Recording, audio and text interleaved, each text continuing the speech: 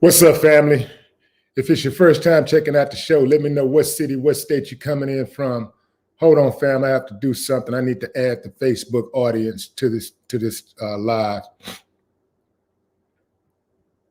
Well,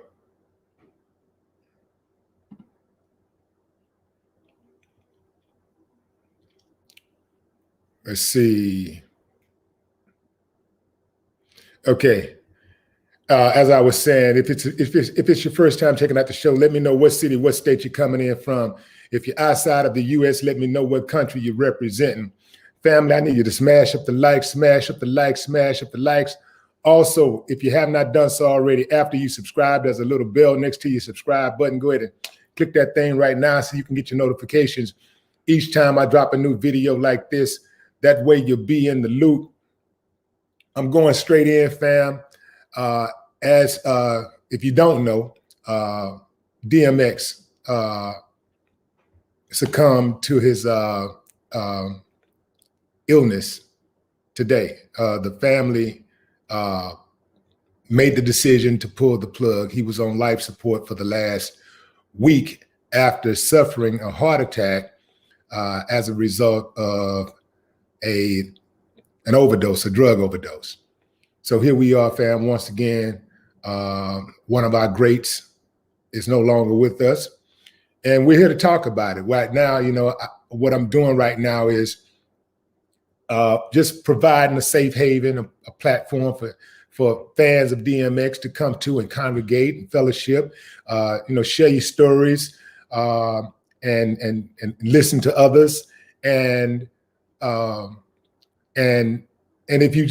if you don't want to engage, just sit back and listen. I got one of the speaking of greats, I got another great on the line. My partner in rhyme, Scarface, who is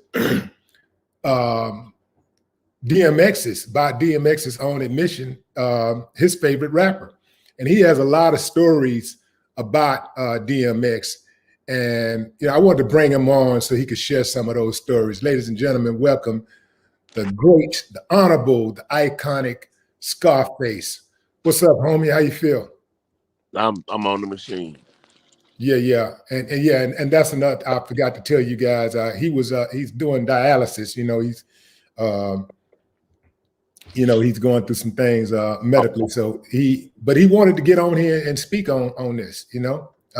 Going through his own issues, medical issues, but he still wanted to speak on this, and so I'm grateful that he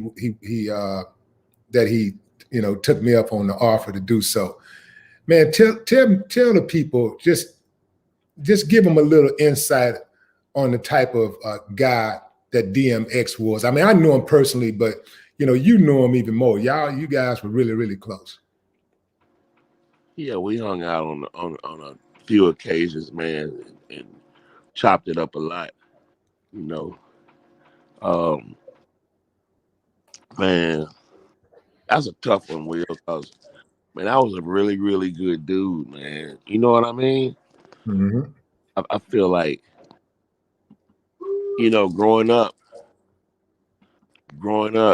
we got in the shit that we got into, whatever it was, if you was a robber or you sold dope or you did dope, we did what we did when we was kids, man, and some of us brought it into our adulthood, man, and man, I'm just so devastated, man, to lose that guy, man. Like I'm devastated, man. Like, look, it's crazy, bro. We got an ongoing joke, Willie. Every time we see each other, we say this. God damn, bro, what you did now, right? Right. Yeah. I ain't gonna be able to see the homie no more. And that one right there really hurt, bro. Yeah. That one hurt, man. That made me, drop a couple of tears, cause man, that was a good dude, man. But it's comforting to know, and I want everybody out there that's listening to know that X was always, a praying dude, man. He was comfortable you know, in any setting, dropping a prayer. Right. No big deal, you know. And I just wish him peace, man. Cause that right there was one of them great dudes, bro. That was a good one. Mm-hmm. Yeah. The word that come to mind, if I was just it's one word, Energy. that's a good one. That wasn't the one I was thinking about, but that's the one I do think about often also. But authentic. That was the one. Really though. That's the one that I was thinking. And you're right, the energy, man, that he had. The first time I met him, I actually was with my kids, and we were at a festival. I was in his dressing room, and I mean, he just imagine him and Bill in the same room. I don't even want to think about that. Bill showed up, and it was crazy, but. Yeah, the dude was like really, really authentic and just that energy, that same energy that he had on the record. That's what people need to know. Man, let me That tell you a was him story. in real life. Yeah, let me tell you a story. So I'm in Boston one night, right? And I posted a couple of shots from it, but I got some more, man. I'll send them to you and let you do them because I don't know how to do it. But man, him and Swiss Beats drove for 6 hours from New York to Boston, right? Him and Earl get on the stage, man, grab the mic, man, say what he say, Will, right? Then he rocked my show. Then we go downstairs to the bar and drink till the sun came up. And I'm looking at this dude like, God, I'm not finna do this with you, man. I'm done. I'm finished, man. I got a whole nother show tonight. Yeah. But man, he could go all night long, bro. And he was funny as hell too, bro. Yeah. Man, he was a funny dude, man. You know, we was talking on the phone, and I need to say this too, fam. You know, we knew that X was dead yesterday. We knew. Yeah. The family told us this. You know, we was on the phone. Me and Brad was on the phone talking to his cousin, and he said that he told us exactly when they pulled the plug, and you know, out of respect, you know, we allowed the family to make the announcement as they should. As they should. So, yeah. And we didn't say anything about it. But it was heartbreaking to see so many people reporting his death, and the family had not spoken on it. And I'm sure that there were people that the family told that to in confidence that couldn't keep their mouth shut. And they ran and told the media, told their other friends or whatever, and they got out and people just started jumping and running with it. But, yeah. Nah, I wouldn't never. Yeah, that was excruciating because I was online all yesterday, all morning. I couldn't sleep. I mean, I don't know if y'all can see it in my face, but I haven't had any sleep at all. I probably slept maybe an hour after you know, finding out that you know, that he was dead. I was like, you know, this is gonna be a hard one because anytime when I lose somebody, you know, that's special, you know what I'm saying? It's like it's hard to sleep. You know, I don't really sleep, right? It was the same way when Nipsey died. You know, I didn't sleep for like 48 hours when Nipsey died, you know? So this one right here hurt. You know, because again, like Brad was saying, you know, X was so authentic and he had all that energy. And can you imagine, like imagine this, imagine a room and people are in the room, and I don't care who's in the room, like you can have the best talkers, the best dressers, the best lookers, the best whatever. And DMX walks in, I don't care what that energy is. Once DMX walks in, the energy goes up here, right?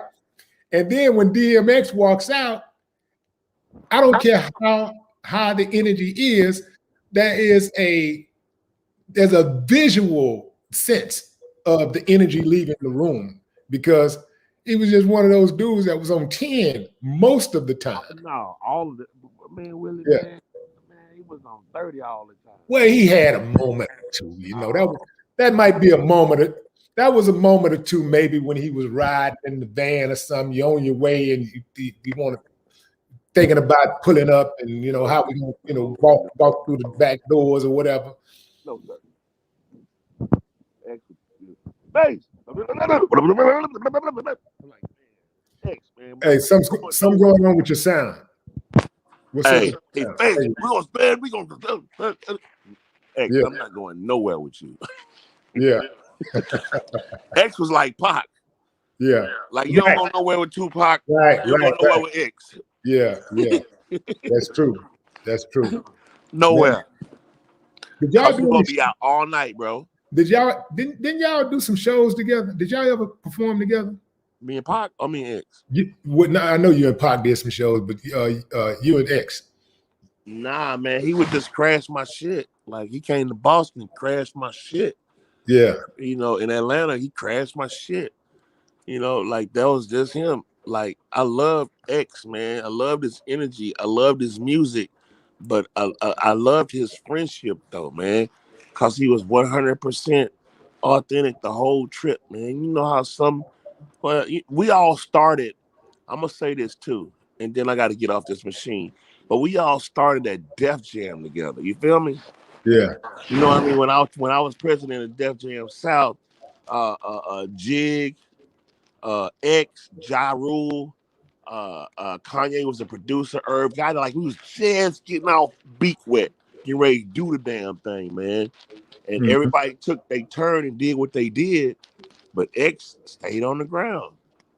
I stayed on the ground, man. Like it was just a difference, man. Like X stayed X, right. In my opinion. Like he never took the turn, man.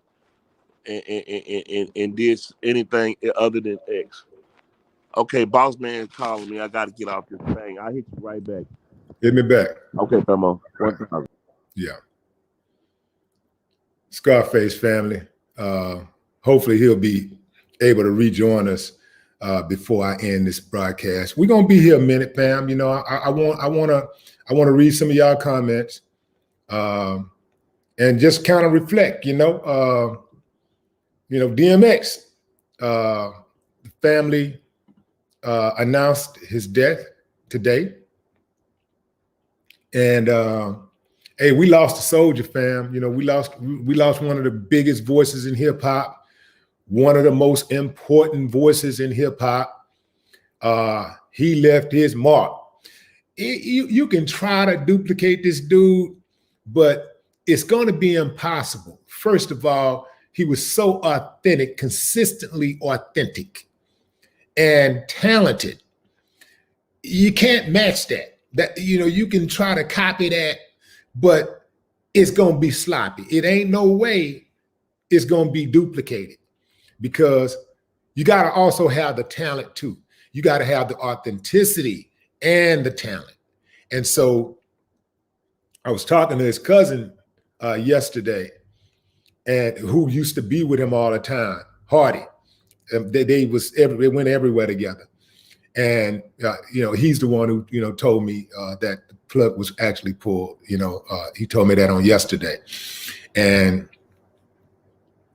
he was saying how they would be riding down the street, and DMX would just bust out in prayer, no matter what they was doing, what was going on. He would bust out in a prayer. They would. They'd be in the studio talking about something, and he just stopped in the middle of talking and just start praying. Anybody that was going through something, DMX would put a prayer on.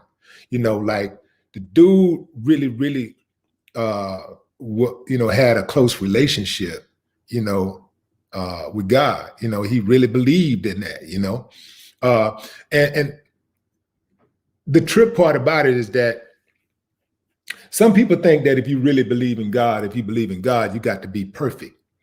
That's not what belief in God means. That's not what that means.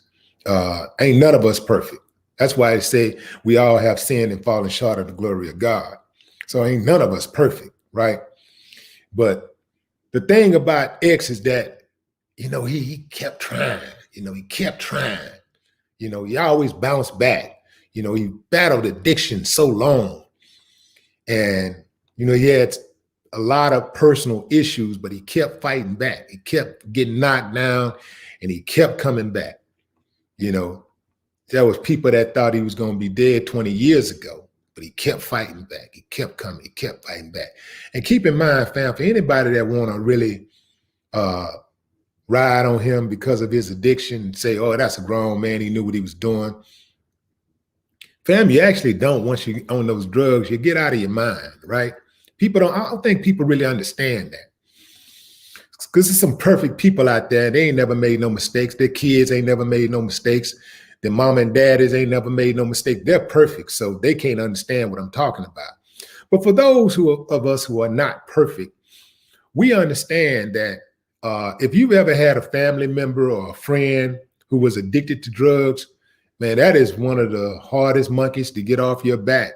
And keep in mind, he didn't voluntarily start using drugs. He was introduced to drugs by a mentor, somebody he looked up to, a role model who was 30 years old while he was, I think, 14 years old. And he went to smoke. He thought he was smoking some marijuana, and the dude had laced it with crack cocaine.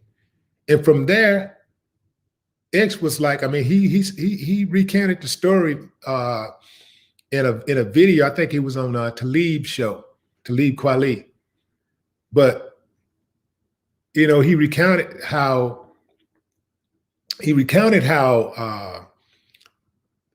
it affected him and how it blew his mind. He had never had that type of feeling before. And from that point on, he was addicted. This is something that, and this is the thing that run me hot about a lot of adults. It's a lot of adults out there who ain't shit, fam. They prey on the babies. They prey on the youngsters. They're supposed to be looking hot and guiding and teaching youngsters and, trying to help them not make the same mistakes that they made. But they will see a youngster and they look at a youngster like food, like, oh, yo, I got me one. I can shape and mold to be a miniature evil ass me. I'm gonna get this one to go do my bidding, to go do my dirt. There's some adults out there that's so evil, that's so diabolical. They ain't nothing. They're nothing as human beings. And they don't want anybody around them to be something. They want everybody around them to be nothing as human beings. That's the way they operate. They don't care about themselves, so they don't care about anybody else.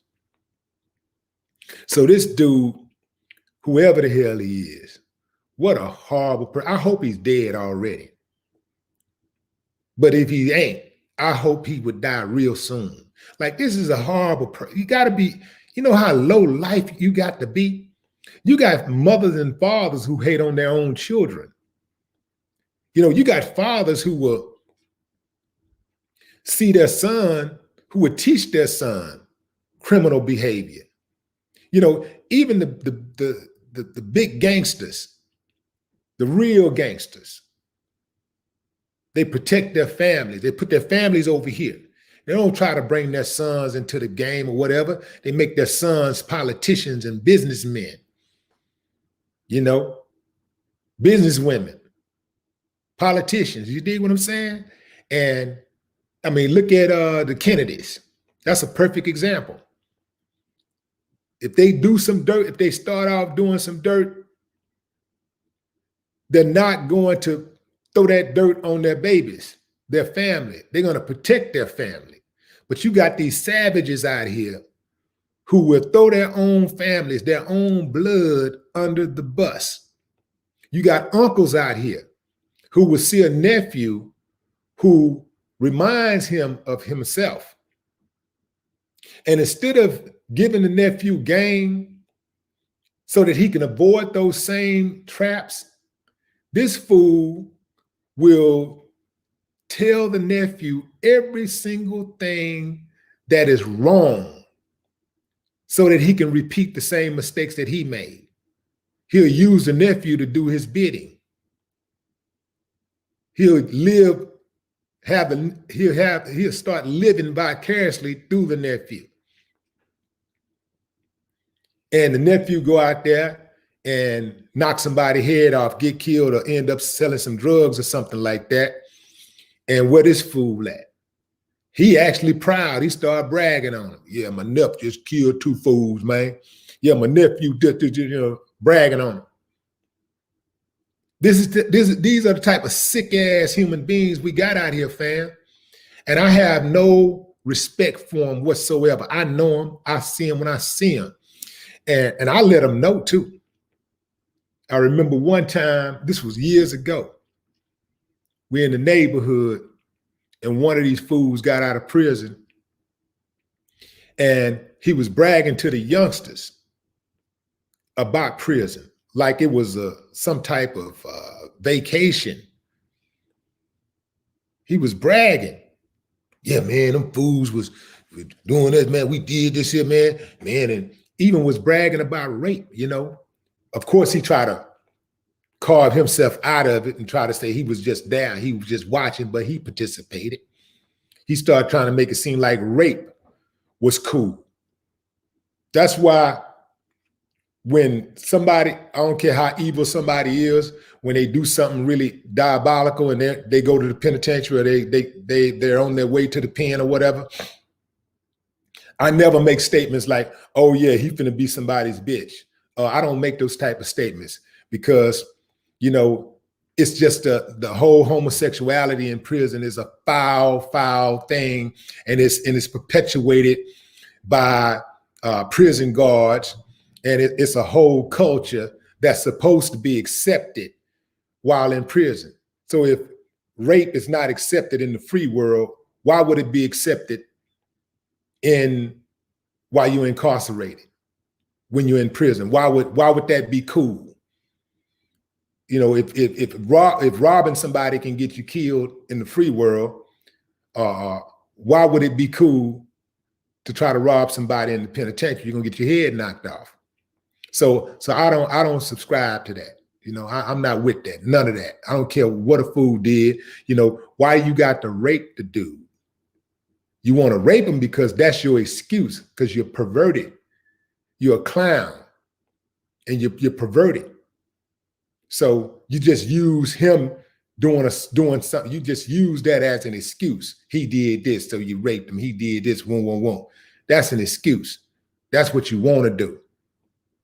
If it's really about retribution, there's a way to extract retribution without compromising your manhood. You did? But these clowns are out here, man, and they're all around us. And it just really, when I heard that story for the first time, it really just pissed me off that an adult, a grown-ass person would do a child like that. That really ran me hot. And I'm not sure if that guy ever got what was coming to him. But he damn sure, if anybody ever deserved reservations for the upper room, it was him. I mean, early reservations.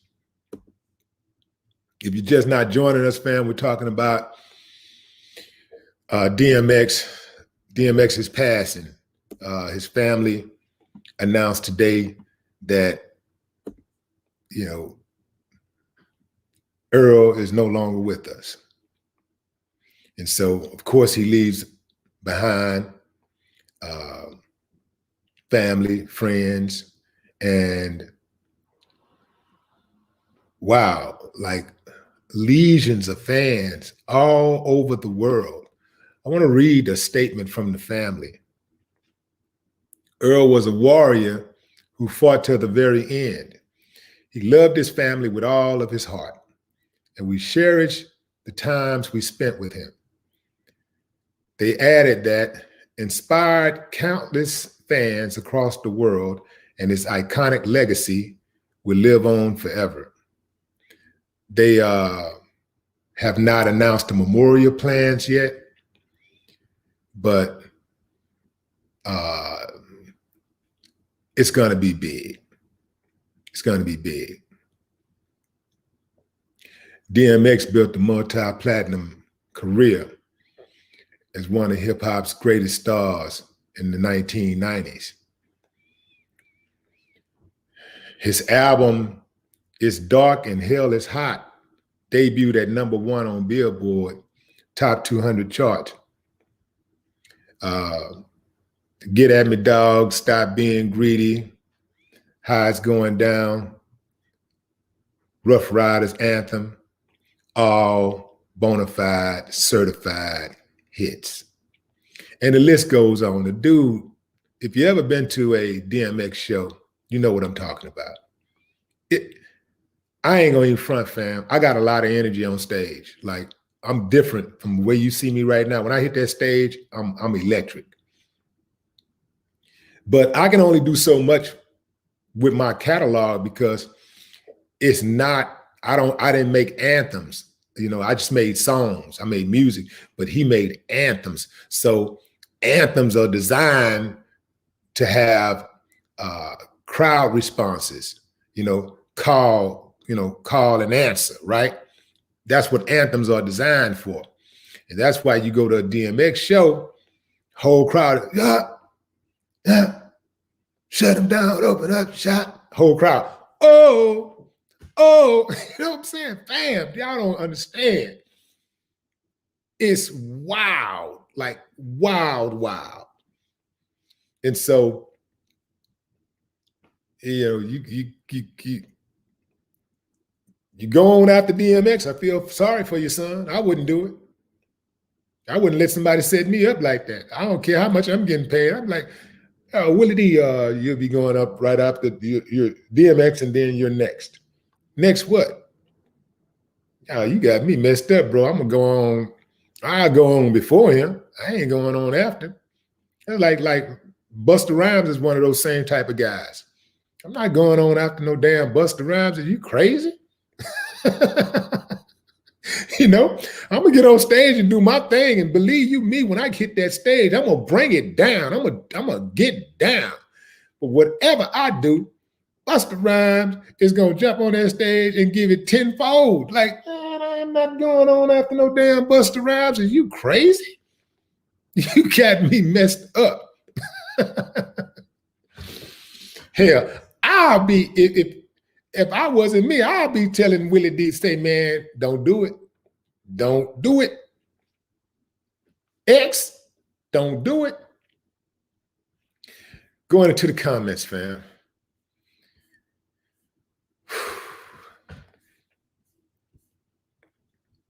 James Wallery, what's up?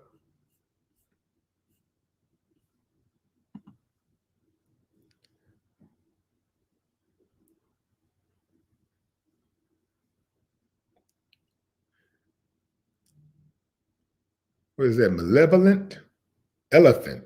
Malevolent elephant.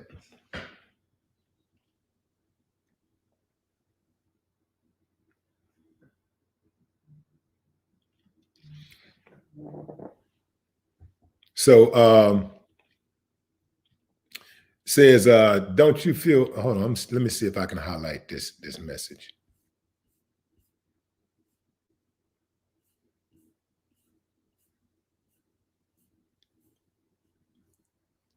Okay, I missed it. So basically, the message was, don't you feel sad that, no, don't you find it interesting that many of us can feel sad about DMX's death and not that of our own family members and loved ones or whatever, something along those lines. I do find it interesting, but I have a theory on that. I think it comes down to how people make you feel. And I don't think that you have to be in somebody's family to make a person feel good, to feel inspired, to feel motivated, to feel loved. There are people in your own family who don't make you feel inspired. They don't make you feel motivated. They don't make you feel loved. They don't make you feel wanted, appreciated. And so I get it. You know, I grew up on Stevie Wonder music. Stevie Wonder talked me off the ledge several times. If Stevie Wonder was to go today, I would be tore up. Now, I know Stevie Wonder personally, but even before I met him, before I ever met him, Stevie Wonder was like a family member to me that I had never met. You know how sometimes you have family members you never met, but you hear about them, and you respect, you know, whatever their lot in life is, you respect them, you know, for who they are or what they do or whatever. Stevie Wonder's music, I don't think people understand how inspiring music can be. You know, music can be a positive force or a negative force. For a lot of people, music is a positive force. And, you know, it can inspire you to do great things. It can inspire you to actually want to live. I've had a young lady contacted me once. This was maybe like 20 years ago or so, 25 maybe, I don't know. But she contacted me and told me she listened to a song of mine and she was suicidal, and that song inspired her and made her want to live. She told me the story of her, and I'll share this with y'all because this is actually a story that's in my book, but I'll share this with you because, you know, of the context, right? Where we are right now. So she told me that her baby's father broke up with her while she was pregnant, and she didn't want to live anymore. She started listening to my song, and it talked her off the ledge because it was so hilarious. It made her happy. That song was Bald Head Hoes. Now listen, fam, I made some like intentional, inspirational songs. Bald Head Hoes was not one of those songs. I could not believe, out of all the songs that I made, that I intentionally made to inspire people and motivate and uplift people, that Bald Head Hoes would be that song. But she said she laughed so hard every time she heard that song that it made her want to live and take care of her baby and be a better person. And I was like, wow. So I can understand why people can be more emotional and be hurt when somebody they've never met dies, passes on, or somebody who's not in their family passes on. I can understand it. I get it. I get it 1000%. Because guess what? Some of my family members ain't shit, fam. And when they died, some of them have died and I didn't feel nothing. Did not go to the funeral. Didn't feel nothing. Perhaps relief, but just didn't feel nothing because they were bad people.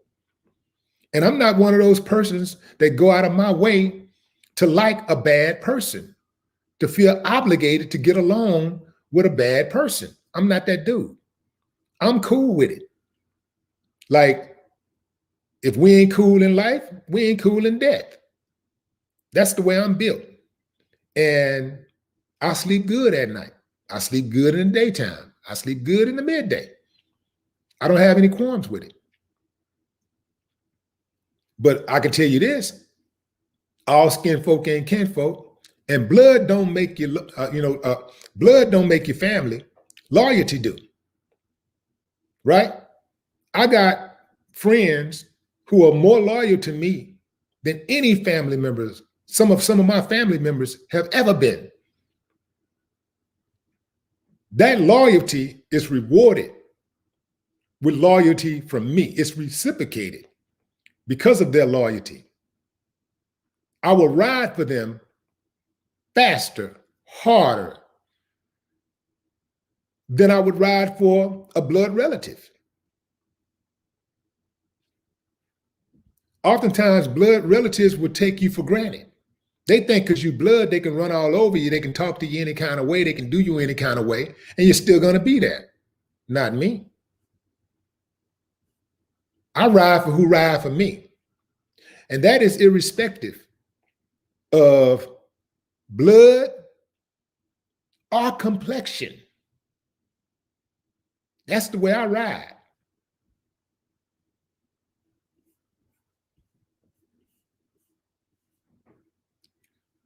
Charles Nelson, what's up? What's up, Charles?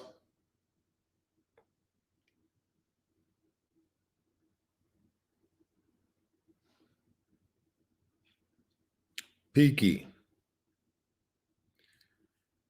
Whoo-wee, man. This is well, my body is weary. Serena Santiago. What's up, Serena?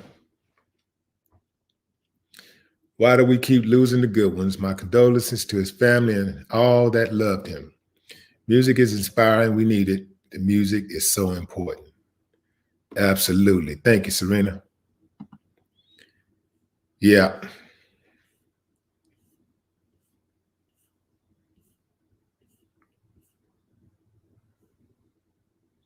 Janelle. What's up, Janelle? Will. I see you. Appreciate you, Will.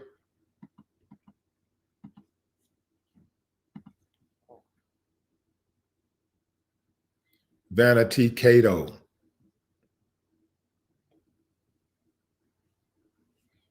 What's up, David? David. Is that Jen Ichimaru?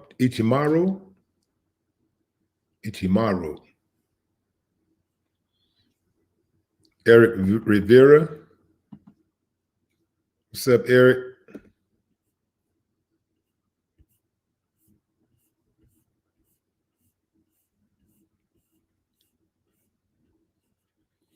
Family, if you see me read somebody's name right next to yours and I miss yours, charge it to my brain, not my heart. The chat is moving fast. It's moving really fast. So I'm just trying to catch as much as I can.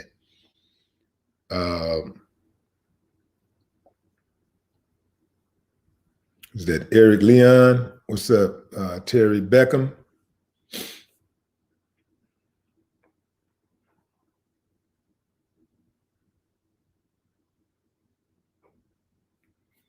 Steven, what's up, Steve? Marty Franklin, Chicago in the building.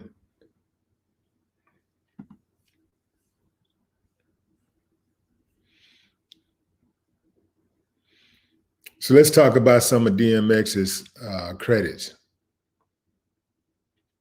So DMX arrived on the rap scene around the same time as Jay-Z, Ja Rule, and others who dominated the charts and emerged as platinum-selling acts.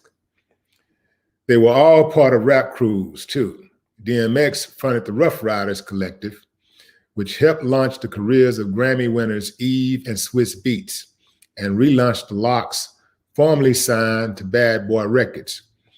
Rough Riders had success on the charts and on radio with its Ride or Die compilation albums. Along with his musical career, DMX paved the way as an actor. He starred in the 1998 film Belly and appeared in 2000's Romeo Must Die with Jet Li and Aaliyah. DMX and Aaliyah teamed up for a comeback in One Piece on the film soundtrack. The rapper would later on open Aaliyah's tribute music video, Miss You, alongside her other friends and collaborators, including Missy Elliott, Lil' Kim, and Queen Latifah, after Aaliyah's 2001 death in a plane crash at the age of 22. The rapper also starred in 2001's Exit Wounds with Steven Seagal and 2003's Cradle to the Grave with Lee. But while DMX made his mark as one of hip-hop's most recognizable names for his rap artistry, and as an actor, the rapper personally personally stifled by legal battles. We're not going to get into that. I think everybody's kind of familiar with all of that. So just to recap, DMX in 2010,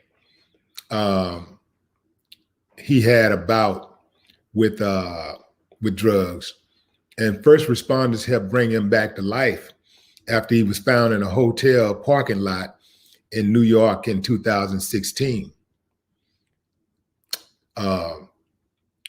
They say that he had suffered from asthma. So a couple of years later, you know, he had other legal issues. And then it seemed like X was okay. Everything was all good from 2018. Supposedly he hadn't had any more bouts with drugs or whatever. So this kind of caught a lot of people off guard too, because if you've seen DMX lately, he looked healthy. You know, he looked alert. He looked pretty sharp. And then all of a sudden, a week ago, we get the news that he OD'd from apparent laced drugs that were laced with fentanyl. Now,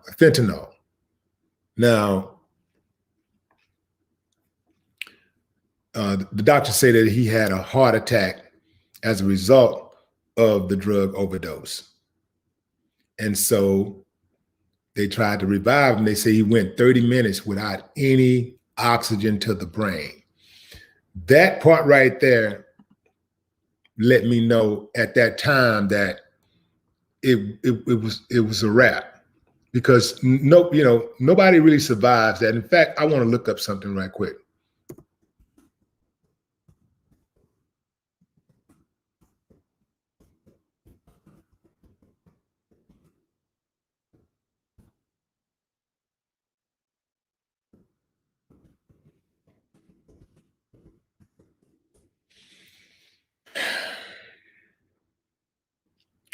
So, permanent brain damage begins after only 4 minutes without oxygen. Permanent brain damage begins after only 4 minutes without oxygen, and death can occur as soon as 4 to 6 minutes later. Machines called automated external defibrillators can be found in many public areas and are available in the home and blah, blah, blah. But listen, fam.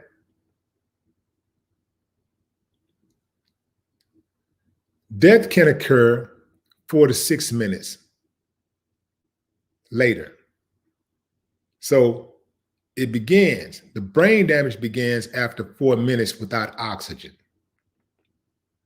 And death can occur as soon as 4 to 6 minutes later. So we're talking maximum 9 minutes, maximum 10 minutes death. DMX was without oxygen for 30 minutes. That's 3 times. So it was really over at that time, but they prolonged his life technically by putting him on life support. Now, even knowing what I knew about that, I still was like, I knew it was hopeless. I mean, I already knew even if he was somehow able to survive, he would have been in a vegetative state, and DMX would not have wanted to live his life like that. I know that for a fact. Everybody that knows DMX knows that he would not have wanted to live like that. So,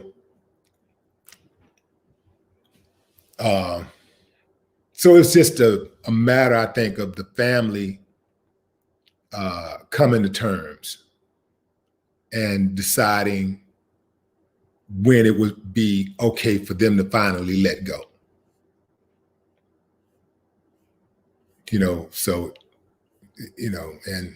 the crazy thing about it too, I've been in this situation many times with other family members and friends, and you just kind of hope against all odds, some kind of way, some type of way, a miracle will happen.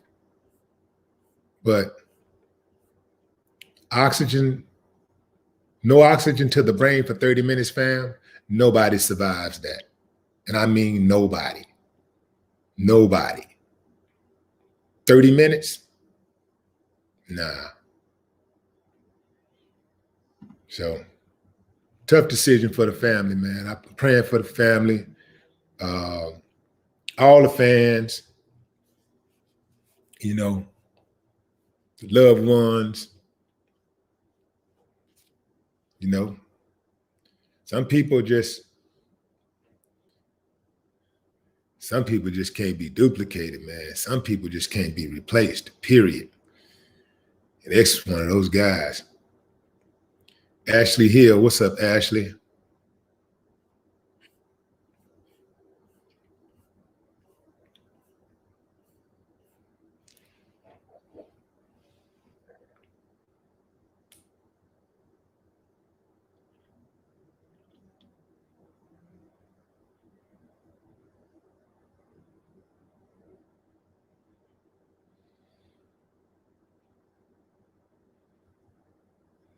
Oh, wow. Somebody just sent me a picture of me, DMX, and well, not somebody, but Trey. But I guess he is somebody. But Trey, one of the homies, Trey, just sent me a picture. I wonder if I could share this picture with y'all. I'll share it with you. Me, DMX, and Bushwick.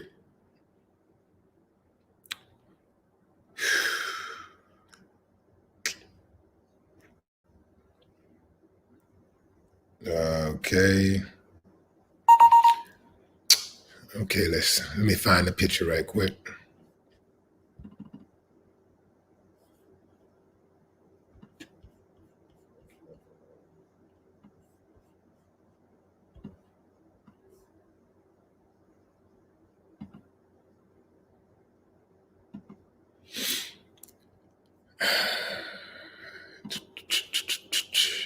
Let's see. Share video file.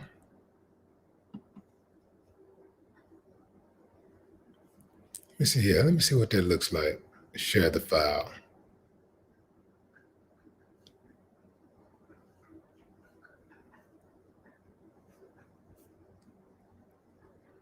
Well, no, that doesn't work. Not file. It's not a file. It's a screen. Chrome tab.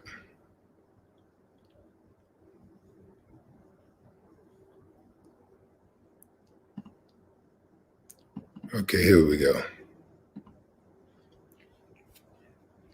So, this is so Bill, me, Trey, and X. And this is probably about, I think this was right maybe 6 years ago.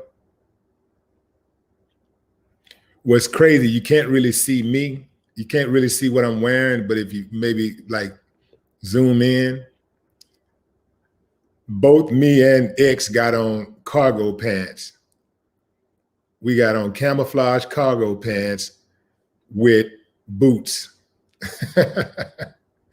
Like, just totally coincidental, right? But yeah, this is the last, I think this is the last pic that we took together. Yep.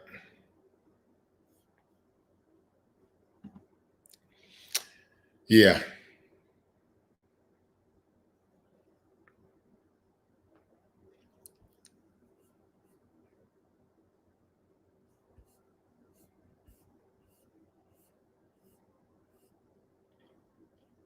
C Mo, Chris Jean, Linda Washington,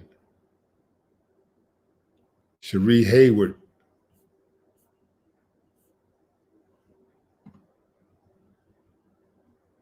Who's that? Gisela Alvarado. Gisela, what's up, Gisela? Appreciate you.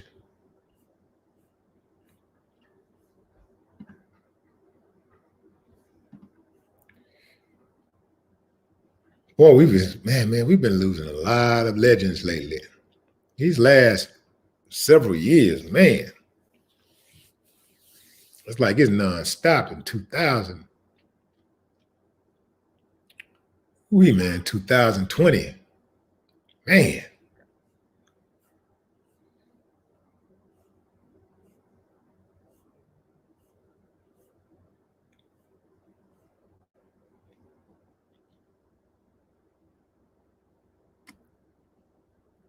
Is that Slawikons?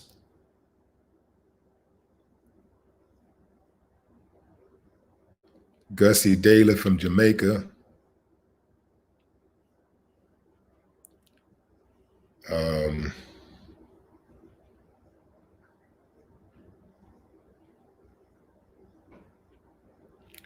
Slawik, is that Slawikons or Slawikums? Anyway, Poland in the building.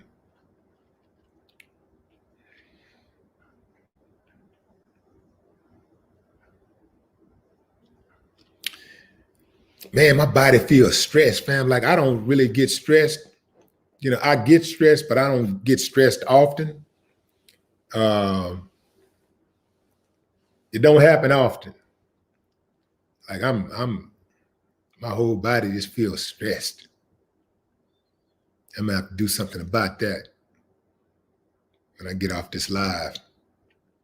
Go take me a run or something.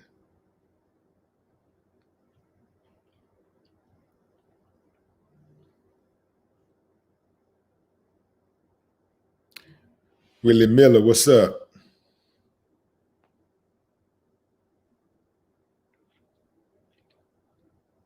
Want to recognize some of the people that's on the Cash App, coming in on the Cash App. Errol Williams, Walter Banks coming through, Reginald Sanders coming through on the Cash App, Detrick Swain coming through on the Cash App, Christine Matson coming through on the Cash App, Samantha Simmons coming through on the Cash App, Olin Price coming through on the Cash App, Rosalind Butler coming through on the Cash App.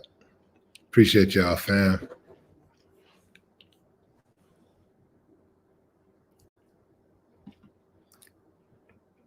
Chris Dub, glad he's got eternal peace now. Right.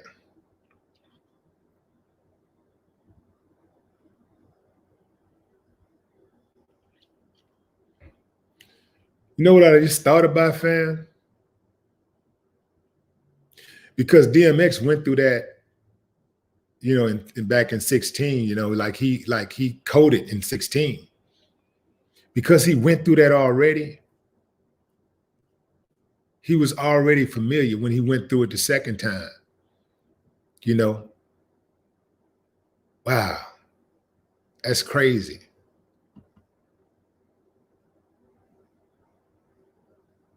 That's crazy.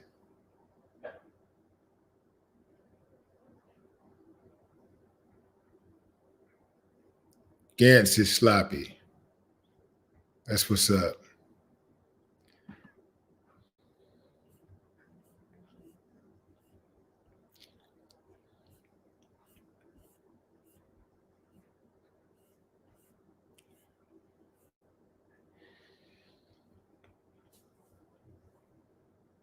Sister Christian, what's up? Sister Christian. Yeah, you know, DMX, he got his flowers while he was alive. People recognize DMX. This ain't no people just jumping on bandwagons going on right now. People have always given DMX his flowers. They've always said DMX was one of the best to do it. So this ain't one of those, this ain't one of those cap things. I'm sure some people are capping, but you know, people have always recognized DMX as one of the best. I think I spoke on DMX just a few months ago. I was talking about DMX being one of the best to do it. So, yeah, he got his flowers while he was alive. Yeah, he got them.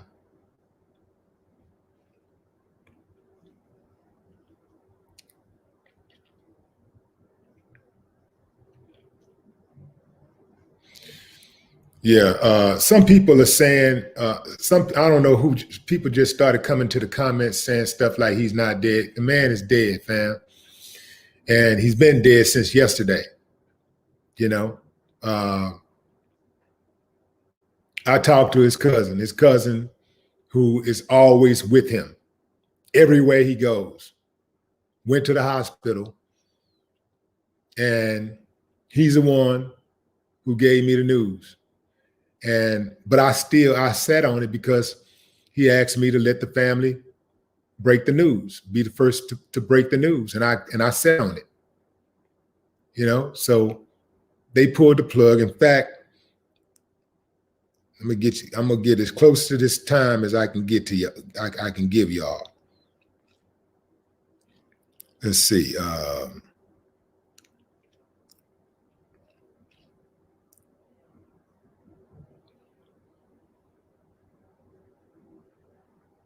So I got the message right at 9 p.m. that the plug was pulled.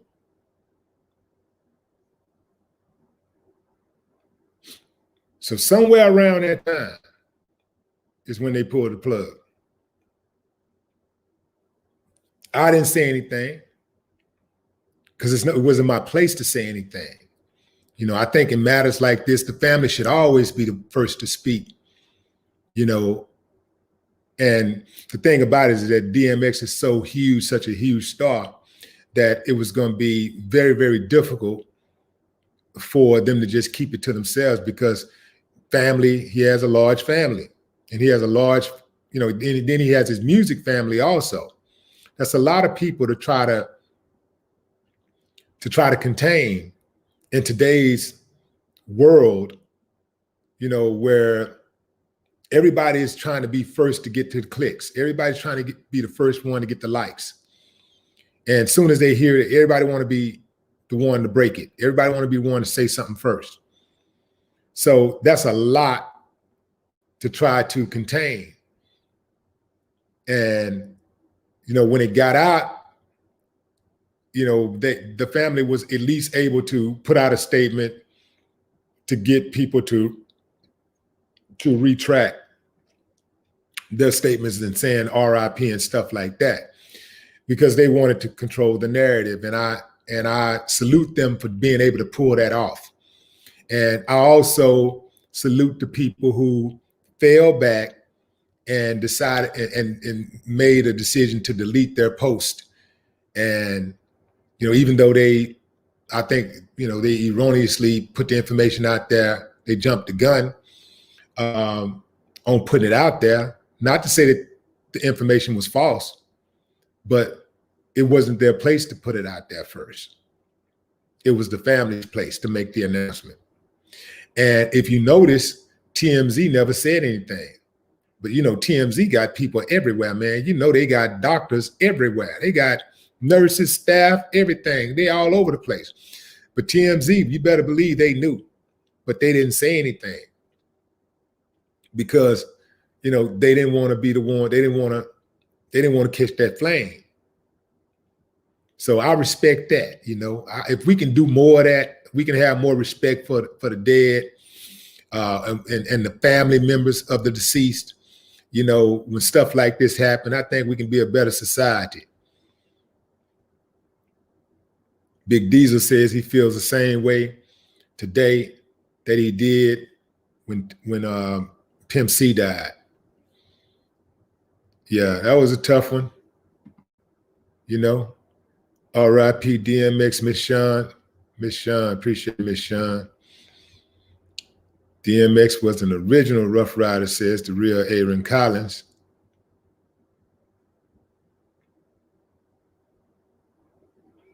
Yeah, appreciate you, King.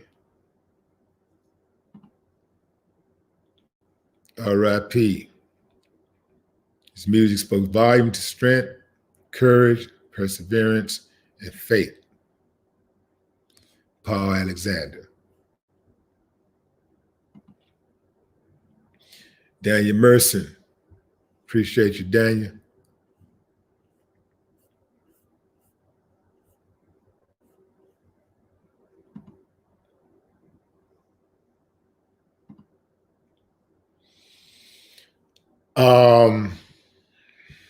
Let's see.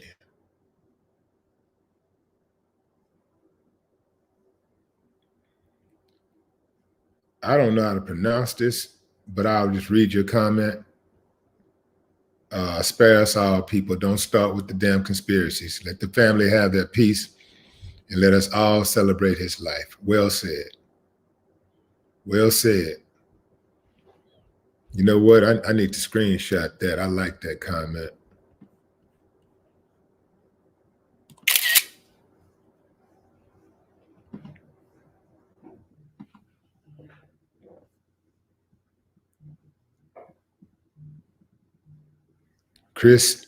Kiss Eden Crimson.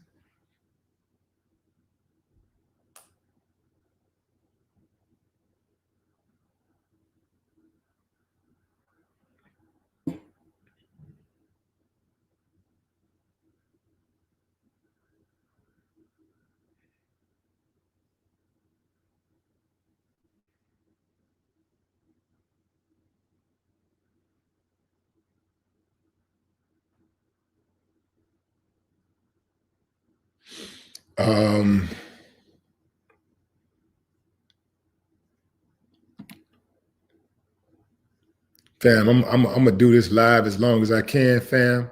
But I'm gonna have to shut this down. My body is betraying me. Like I'm not. Like I'm a healthy person. I take vitamins. I exercise. I drink a lot of water. I'm gonna have to go run, and I'm gonna have to run the stress off. I'm gonna mess around and get myself sick. Charlie G, what's up? Long live X, no more suffering, in a better place. Appreciate you, Charlie.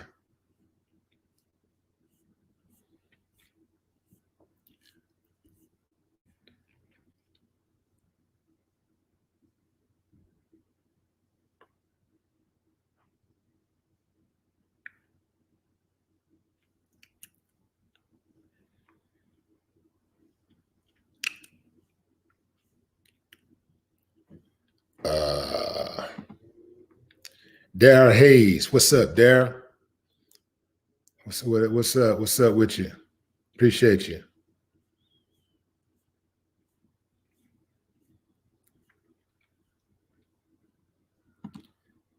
Hall of Fame Dame. Hurt. Cried when I was 12. My sister played a cruel joke on me. That's my heart. Rest up, big dog. Yeah. Jonas Vale. Appreciate you, Jonas.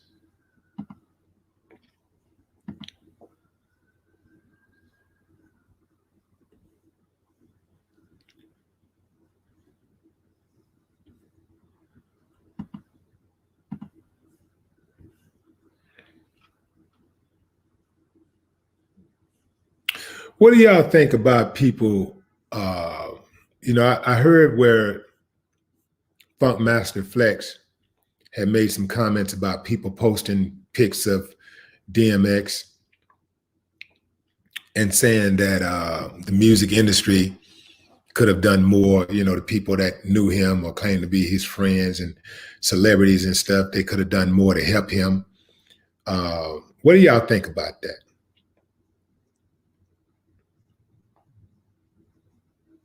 Carl Cody coming through on the Cash App. Appreciate you. Trina Ray coming through on the Cash App. Willie Leonard coming through on the Cash App. Appreciate you, fam. Leslie Brown coming through on the Cash App. Christine Matson coming through on the Cash App. So yeah, fam, what do y'all think about that?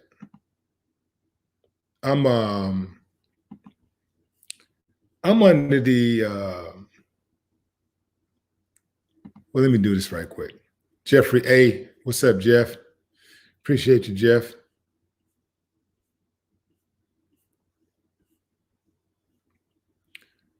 David Sullivan, my fault. David Sullivan.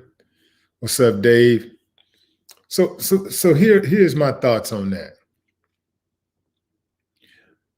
It's human nature to don't miss your water till your well run dry, right? That's human nature. And so I think it's one of those situations where, throughout the year, like throughout time, any celebrity that has a picture with DMX, if it was his birthday, they would post it, right? We're talking about just posting videos and pics, right? If it was his birthday, people would post the pic, right? Just to salute him, right? That happens all the time.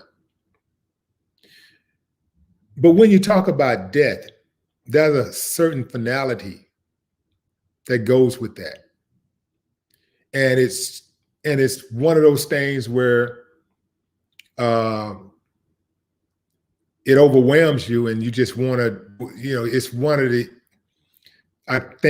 the simplest gestures that you can do just to show your appreciation for this human being, this person. So you post a pic. I personally don't see anything wrong with it. And, of course, there's always going to be exceptions where people are just doing it just to jump on the bandwagon, just like you had people that was posting the flag of France when they had the tragedy in France that was changing their profile pics to France flag. Ain't never been to France, didn't post anything about the African nation that had suffered more casualties just a couple of weeks before that. So you're always going to have the fake ones and all that type of stuff. But I do believe that the majority of people that knew X and respected him and they cared about him, so they posted the pics. Now, as far as what the music industry is supposed to do for an artist who may be on drugs, I don't think there's much that anyone could have done. People have to understand that when you are a grown man and you're a millionaire, first of all, when you're a grown person, period, you do what you want to do. And it's very hard. You can't make somebody recover that don't want to be recovered. You just can't.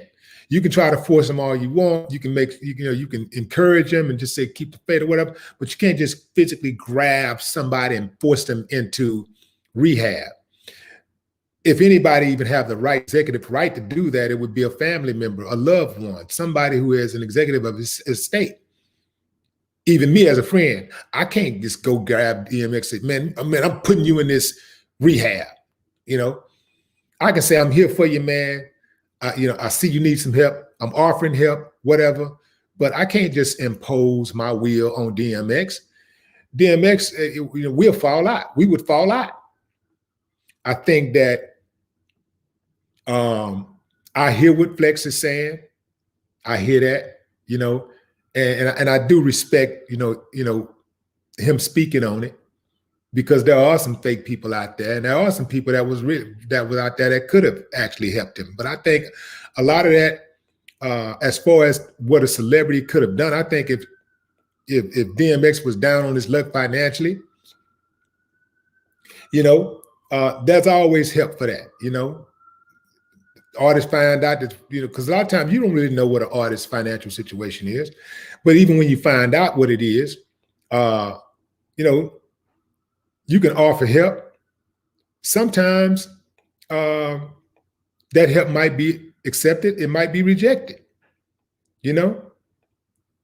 But as far as the hip hop community or the music industry is being like held liable, it's like the way he said it was like, it's the music industry's responsibility, to make sure that DMX is not doing drugs. Man, it is very difficult to tell a grown man who is a millionaire what to do. If he don't want to do something, he's not going to do it. And if you try to make him do something, he's just going to put a wall up. He's going to put a buffer up and make sure that you can't reach him. You're trying to call him, he's not going to answer your phone. He's not going to answer the phone call. He's going to block you. You're going to get a new number, and you're going to hear doo, doo, doo. So that's my thoughts on that. But I do believe that we need a union. I do believe that the music industry does need a union. We need some type of organization that looks out for our artists when they're no longer selling records, when they're no longer hot, when they're going through a situation like substance abuse. DMX could go out and get money anytime he wanted to. DMX never had a problem getting money. DMX had a problem staying sober, but he never had a problem getting money. So money has never been the issue with DMX. Even if he got down on his luck with no money, all DMX had to do is go out and do some shows, and he ain't never had a problem booking shows. And we're talking tens of thousands of dollars for a DMX show at any given point. So that's not, in terms of getting money, he was self-contained.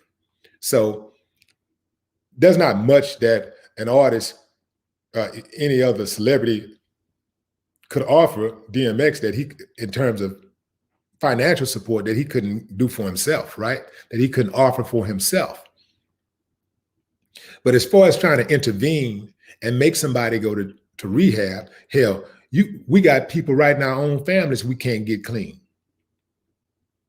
My sister, has been an addict, and I couldn't stop her, So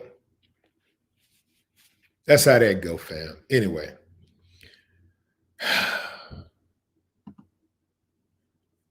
Ashley Hill says, R.I.P. DMX. It would never be the same without you. Fly high and watch over the hip hop industry. Can we get that extended to just the human industry?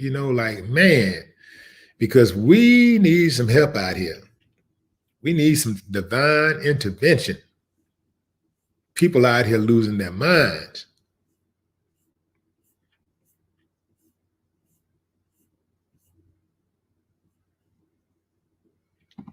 Queen Extreme, what's up? Appreciate you. Yeah.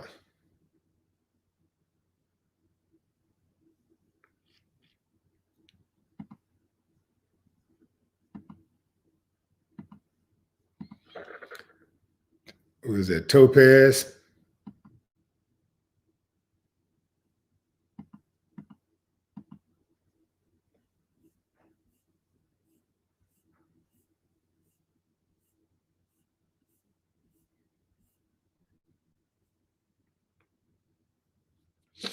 JJ Rome says MJ was also 50 when he passed. Dee Dee White, what's up?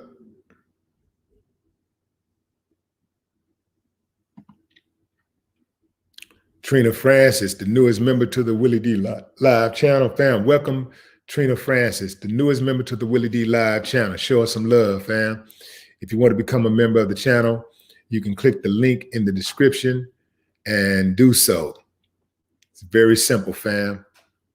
One click and you're in.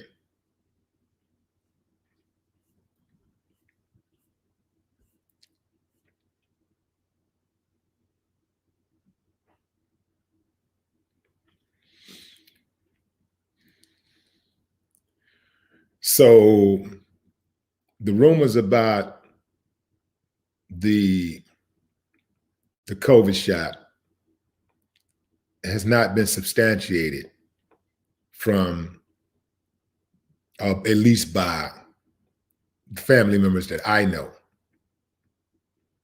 So I heard that and I looked into it and I couldn't find anybody else that was, really a strong source that could corroborate that.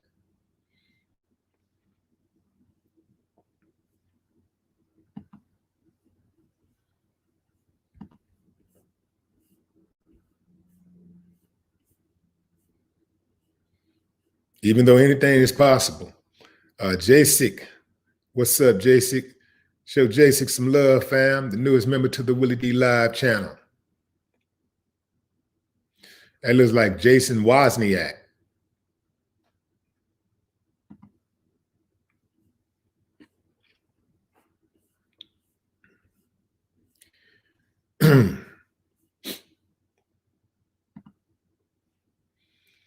Janine Smith, I'm hurting. Yeah, join the crowd, Janine. Yeah, this is a tough one. Join the crowd. Appreciate you, Janine.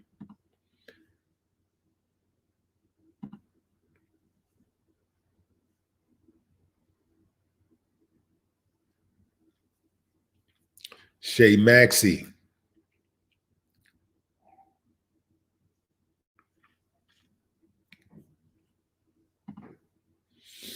Moses Williams. Show love, man. Show love, fam. The newest member to the Willie D Live channel, Moses Williams.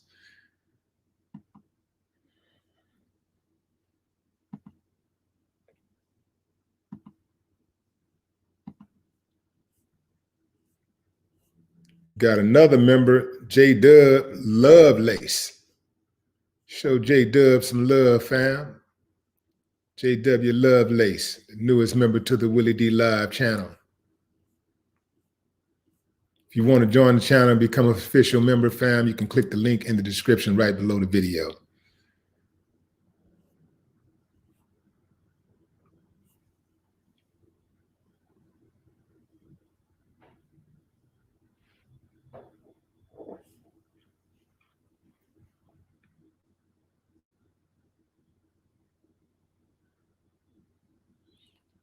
Walking Zombie, what's up?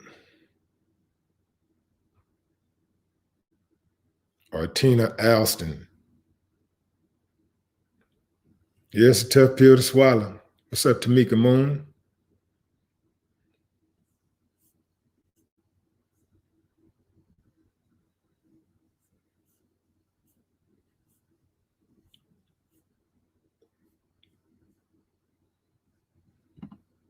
Tristan Ward, newest member to the Willie D Live channel, fam. Show him some love. Give him a big welcome. Give him a big Willie D Live welcome. The native just native. That native just native. Appreciate you.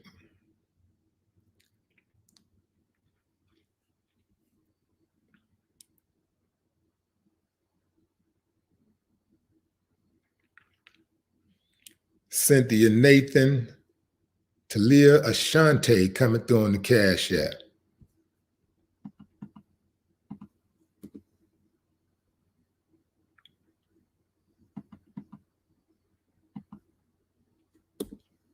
Yeah, this is one of those days, fam, where just kind of try to get your mind on something else, right? I'm not going to listen to the music. I can't listen to the music right now, you know? So I'm not going to even try. I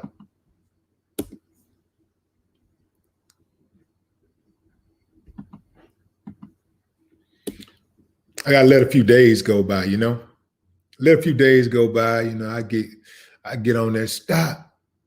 You know what I'm saying? Oh, you know that, man, that's the one right there. That's my song.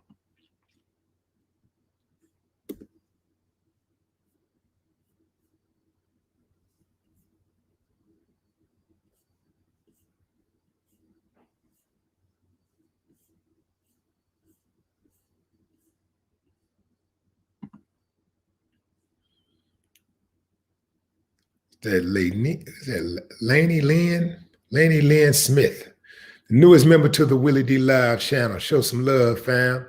Laney Lynn Smith. Give her a warm welcome to the channel, fam. Miko Salisbury, the newest member to the Willie D Live channel. Show her some love, fam. Miko Salisbury. We also got Chris Moore. Chris Moore. the newest member to the Willie D Live channel. Show Chris some love, fam. Make him feel welcome.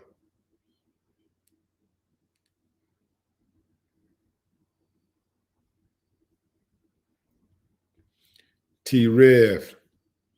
What's up, T-Rev? Appreciate you. T-Rev said this one hit different. I'm going to rehab. That's what I'm saying, fam. You know, if we can come up in here, get in here together, man, and we can fellowship and somebody can be inspired by this message, by this discussion, and that's what it's all about. That's a W right there. Yeah, go in there, man, get your help, man. I always say, like, if you don't do it for yourself, find something that you love. Find something that you love more than yourself. You know, find something, like just find something to motivate you, whatever it is. You have to say that because some people, quite frankly, don't love themselves. So if you tell them to love yourself, well, I don't love myself. So why do I need to be here? Why do I care what happens to me? I don't really love myself. But if you can, but if somebody says, I love my child, I love my mother, then their actions, they'll go out of their way. If they're going to be serious about it, they'll go out of their way to make sure that their actions are consistent with the outcome that they want. That outcome is love and harmony, and quality time. As much of it as you can get. Luis Santiago. What's up, Luis? Appreciate you.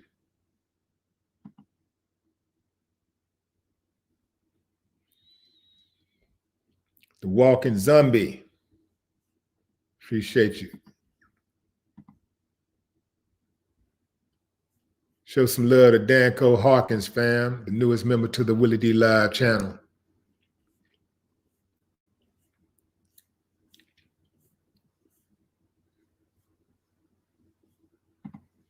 Desmond Dixon.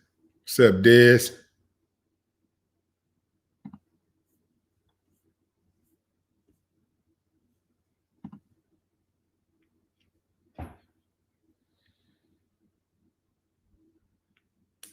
H-Town, Greens Point in the building. That's what's up.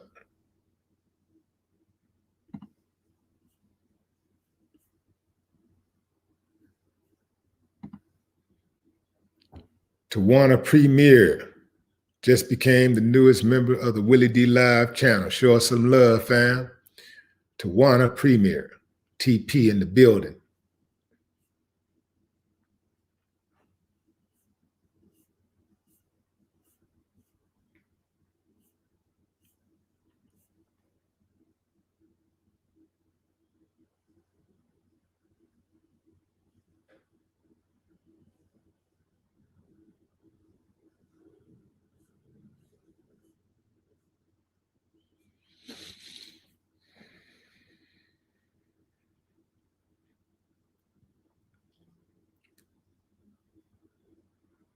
D Knox Chronicles. What up? John Harden.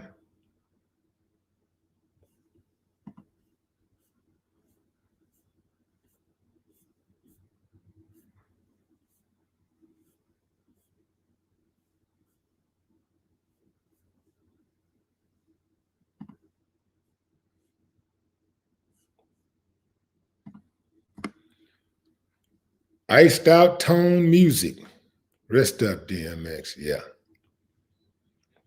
Rest up.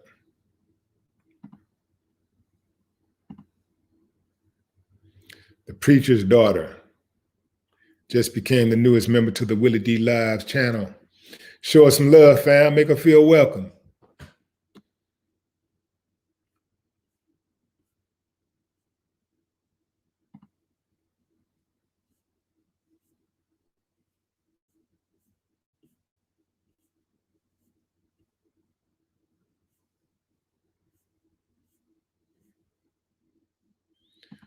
Rich Craft.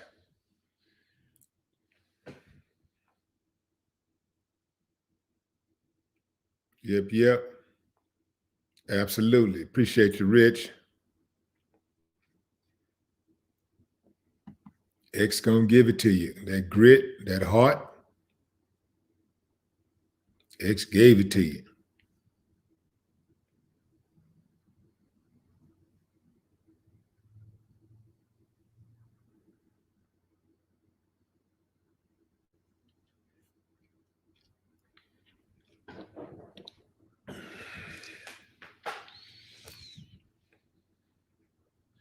Claudia sending love from Trinidad and Tobago. That's what's up.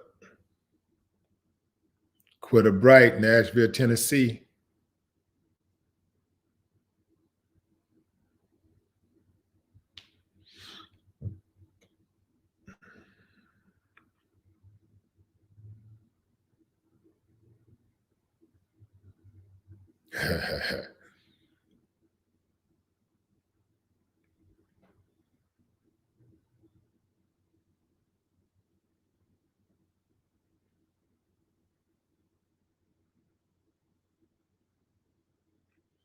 Earl Times. Rich Now. It's that Barry Young.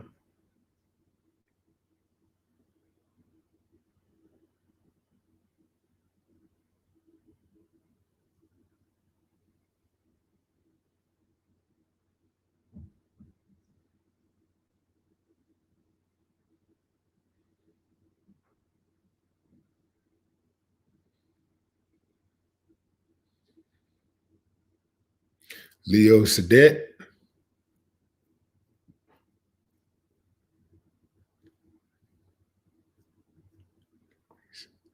Stan Jacquees.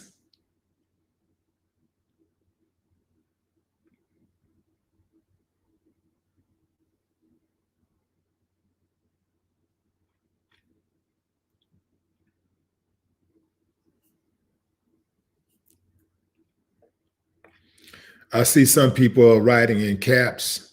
Fam, I don't read cap comments because it feels like you're screaming at me, like you're angry, yelling. It makes my head hurt. It really does. So it's just one of those things, you know, it may not be a big deal to some people, but it is to me. So I don't read the cap comments. If you just take your cap off and just type in regular words, I'm gonna see it. I'll see the comment. If I see the comment, I'll see it. Typing in caps is not gonna make me see the comment anymore.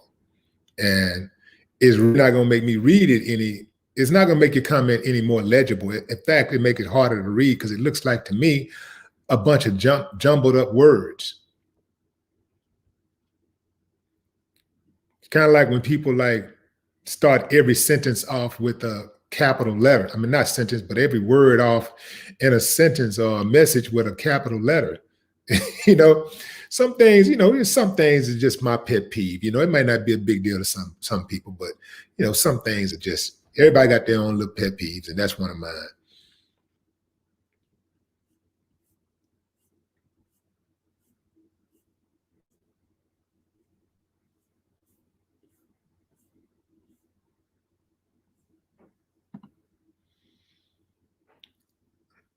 Said Alentino Beavers. You never know what someone is going through, right? True story.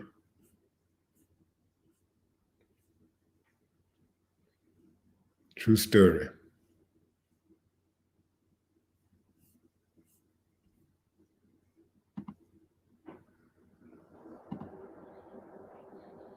Janine Smith. Oh, yeah.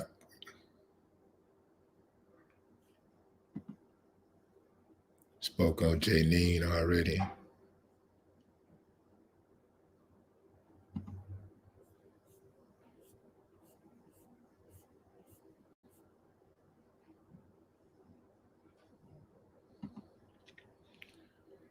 Letting you know. Take it in from where you at? Where you at? Letting you know. somewhere overseas, somewhere in Europe. Is that the pound?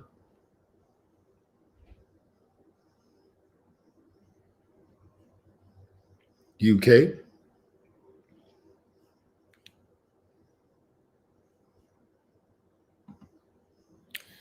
Mr. Matthew, what up?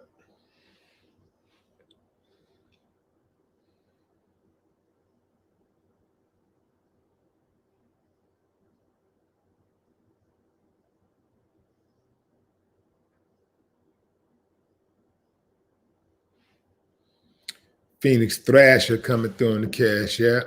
What's up, Phoenix?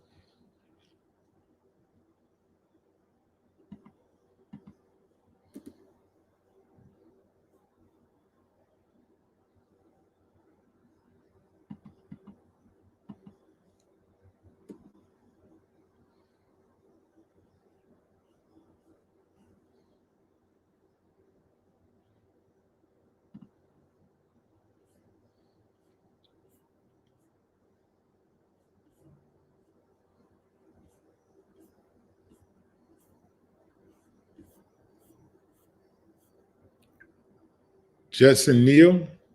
What's up, Judson? Jimmy Davis. Matt Graham. Jennifer Crespo. Shay Maxey. Yep. Safir, Bulgaria in the building. We got a lot of international people checking in today. All is appreciated. All is welcome. Good energy, you know. Jay Boss, what up? Jay Boss in the building.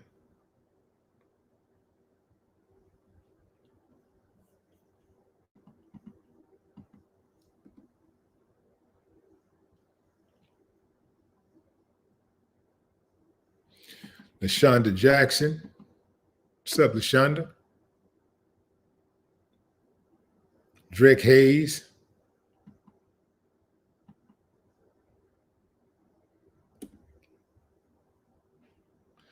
Is that Drake? No, that's not Drake. That's actually, I'm thinking Drakey. Drakey Hayes. Yeah.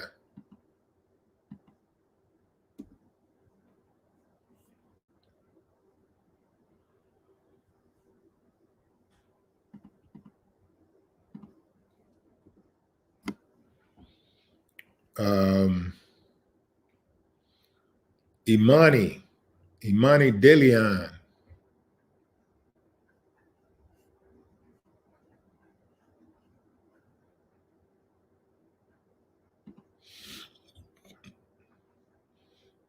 Achilles' Last Stand.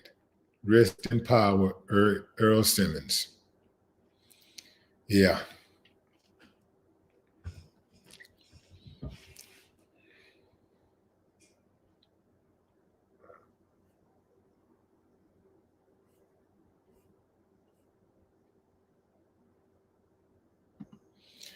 BJ Bauman. What's up, BJ?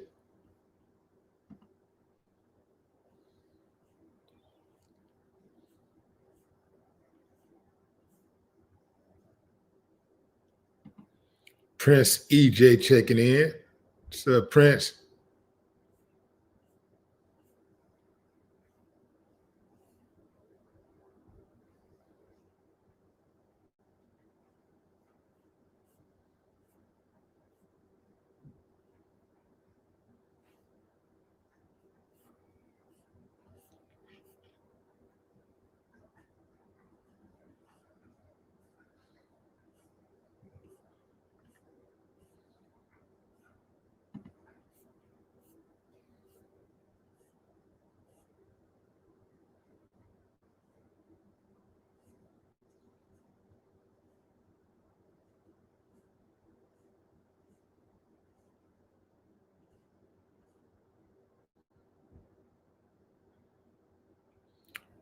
X says R.I.P. DMX. Kiss and love from Berlin City. That's what's up. Y'all hear that, fam? These are people being that I'd like to think that some people are tuning in because of me, but a lot of these people, I mean, these are fans from all over the world. DMX, Marcos from Brazil. You know what I'm saying? This man, I think a lot of times people in the US can get caught up in the US. A lot of us, we think back, the world revolve around the US, like it ain't nothing better out there, period. Like, hey, I got it made right here. Why go anywhere else? It's a whole world out there, fam. And a lot of what people do in this country does touch people around the world. And DMX was one of those dudes. He was one of those artists that had fans all around the world. That's indicative of how deep the different countries have been in this comment section in the chat. Reggie Martin checking in from China.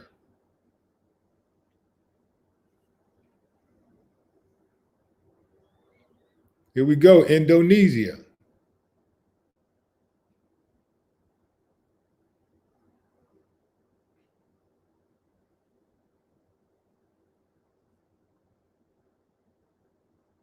We got Husan Sadibi from the motherland.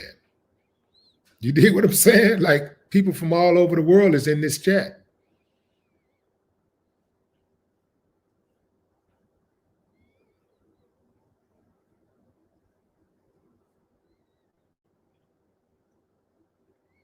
Dublin, Ireland, checking in.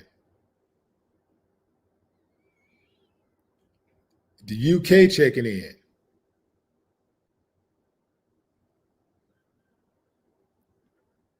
Was it Niall from the UK?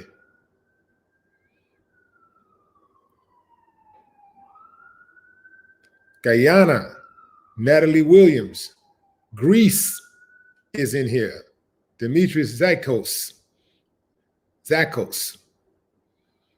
Greece. Sally from South Africa.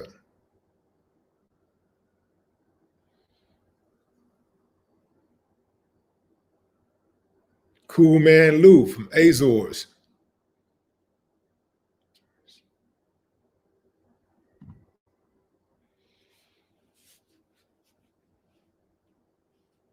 Yeah, I like that one too. Valentino says he likes What You Really Want from Me. Yeah, let me know what your favorite song is from DMX, fam. Good move. Let me know, what is your favorite DMX song?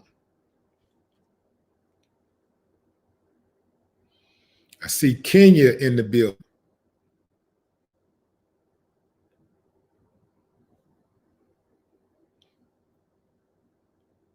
Was it Buzo from Brazil?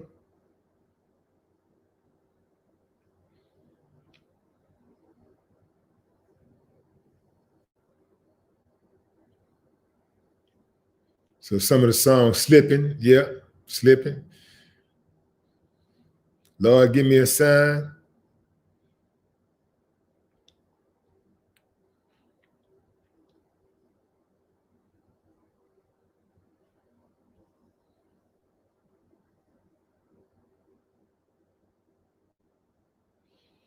How It's Going Down. Caesar, France, checking in. Slipping, Party Up.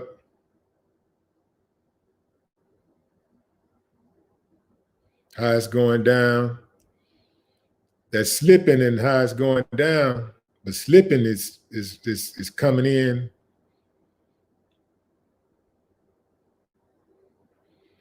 Slipping got a edge.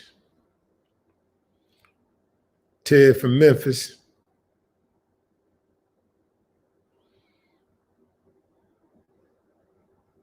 Stop Being Greedy.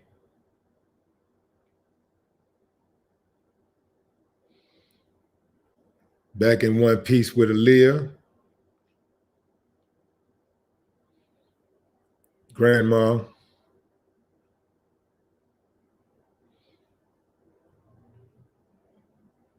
Jacek from Poland. Poland checking in. Tev says, ain't no sunshine. Desmond Dixon. This is super sad. I rock to the OG a lot. Absolutely. Appreciate you, Des.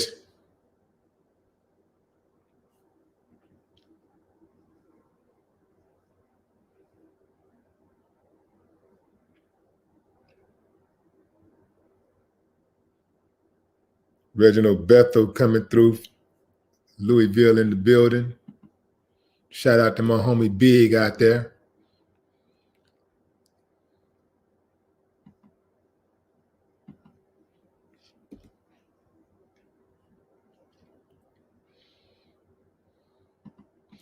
I see somebody commenting saying Tupac is alive.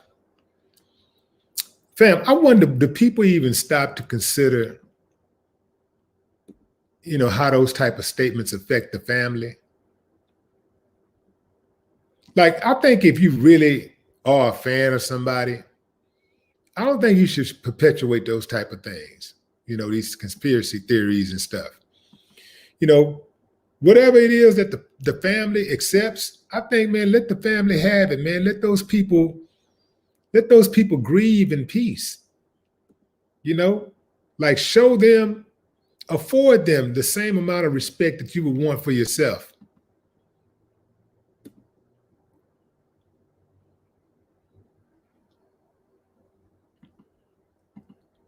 When I die, I already told my kids, let them see it. I want them to see it. Put it in their face. You know, have a open that casket up. Let them see it. Because we want to put all of the rumors to rest. Let them see it. And then when it's over, take me and cremate me. And that's it. You know, and it's different strokes for different folks, but I just don't want to be put in a ground and having stuff crawling all over me. I don't want that, you know. I don't want that, you know, and I don't want people to, I don't want to conjure up these emotions every time my death date comes around or my birthday comes around or even Father's Day. And somebody feels, you know, that compelled to have to go to a cemetery on my final resting place to pay homage, you know, to pay respects. I don't want people to feel that way. Like, remember me as I was. Just take those memories. We're gonna create all the memories we can create right now. We're gonna create the memories. And that way we don't have, you know, hopefully we don't have as many regrets. Let's create some great memories. And, you know, when I'm gone, I'm gone. Let my work speak for itself. You know, whatever imprint that I made, whatever footprints I made, let that be that. And that's it. That's how I personally feel. Again, it's different strokes for different folks. So I think everybody got to do what makes them feel comfortable.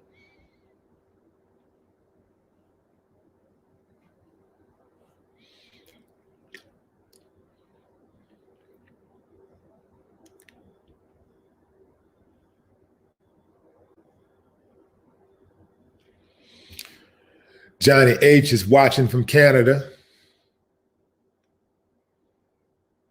Treasure Dior.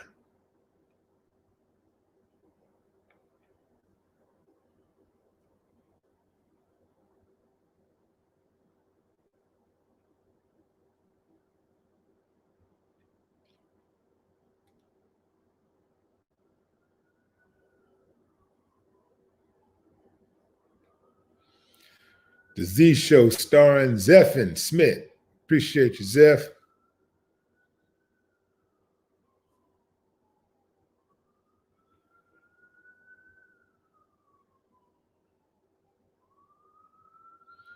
Jennifer Wade says, Maya and I loved Party Up.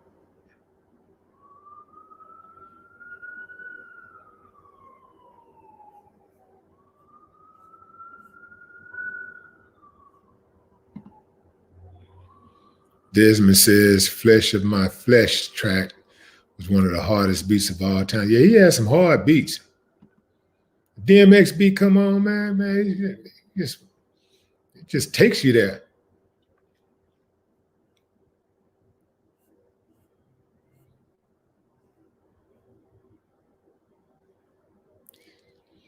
Yeah, if you couldn't feel that DMX, man, you didn't have a pulse.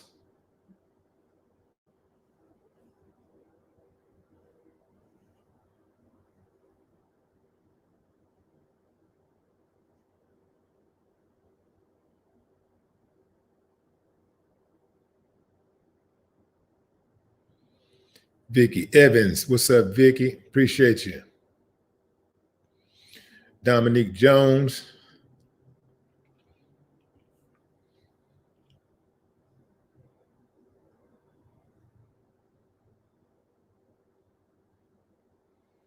Flesh of My Flesh, Blood of My Blood album. Iman Cash Boy.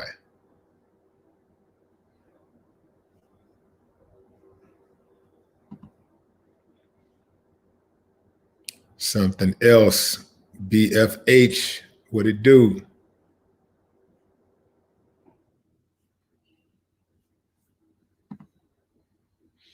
What's up, Johnny? Johnny say, I haven't felt this way since Tupac passed. DMX's music really meant a lot to me as a youth and still does. Rest in power to one of the true GOATs. I offer my sincere condolences. If Earl was a friend, Willie, he will be missed. Absolutely. Absolutely.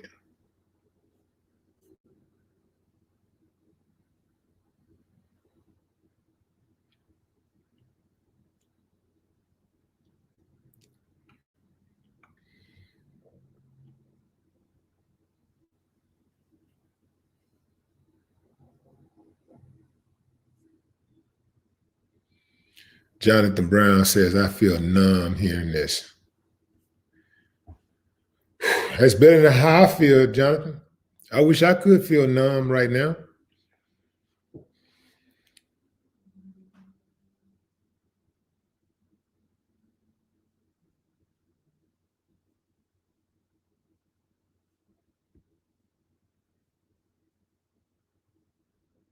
Leilani Groff, New York in the building.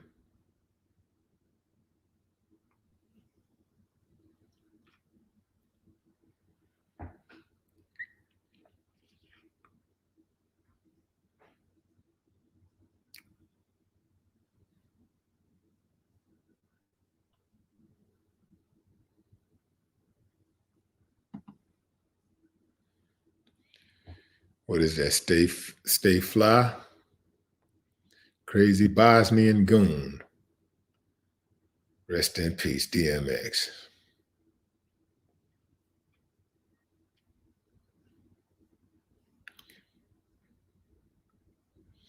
I had planned on being on here for about an hour, fam. Actually, I planned on being here for about 45 minutes to an hour. But we're going to 150 right now. And I don't often do 2-hour broadcasts, but since I'm so close, we might as well run it for the X. We're going to run it, man. I'm going to run it to the 2-hour mark. We're going to run it. DMX. I mean, in fact, I've only ran this thing more than, I only ran to 2 hours or more once. But this one, oh yeah. DMX, oh yeah.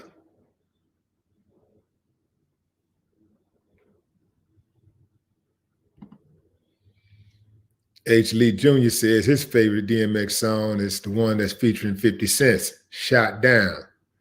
I need to check that out. That's a good contrast in styles. I need to check that out. I'll check that out after the broadcast.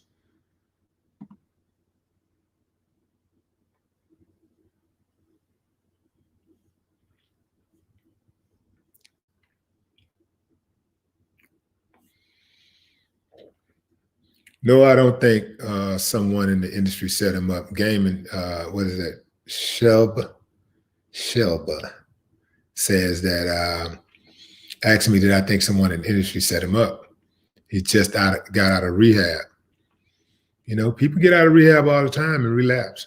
So, no, I don't think anybody set him up. I mean, if somebody wanted to set DMX up, I mean, they could have set him up when he was at the pinnacle of his success, when he really had the streets on lock. He had the young brains, the young people on lock. You know, they were going to set him up. That would have been the time. No, I don't believe that.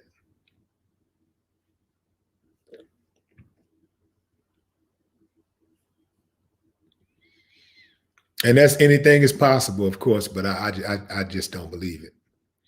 What's up, Marcus Powell? Appreciate you. EA Polo Sports, what it do? M. Reese.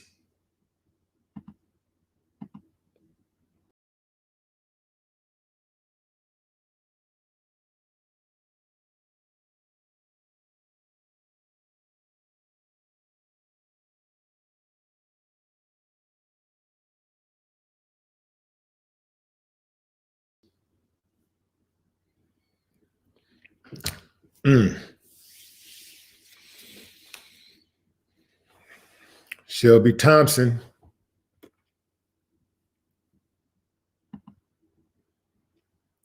M. Reese in the building.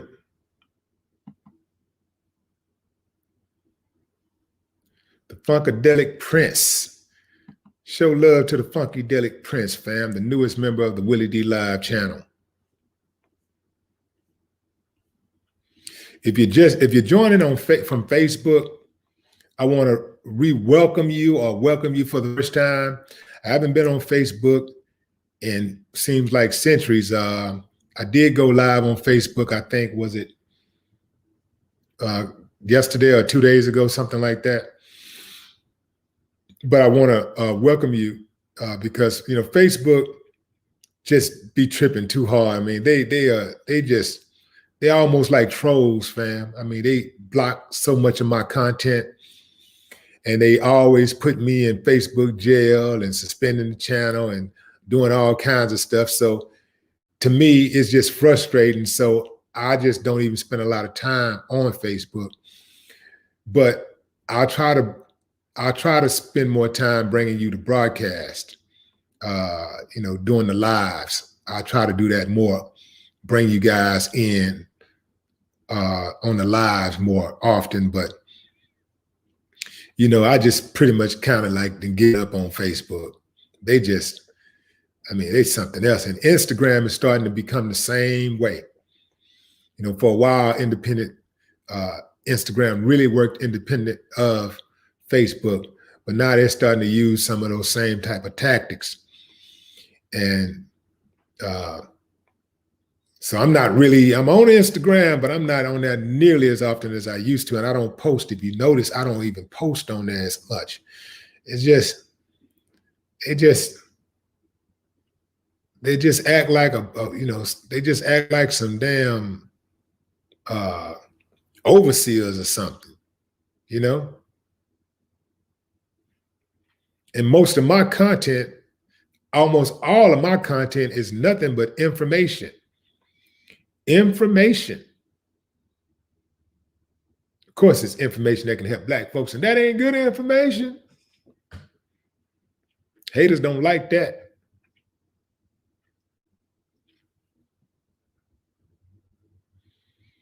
They don't like when I expose them Proud Boys and them corrupt politicians and bankers and stuff. They don't like that.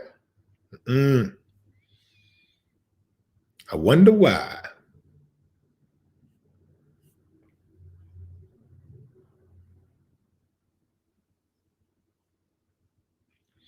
So they're saying that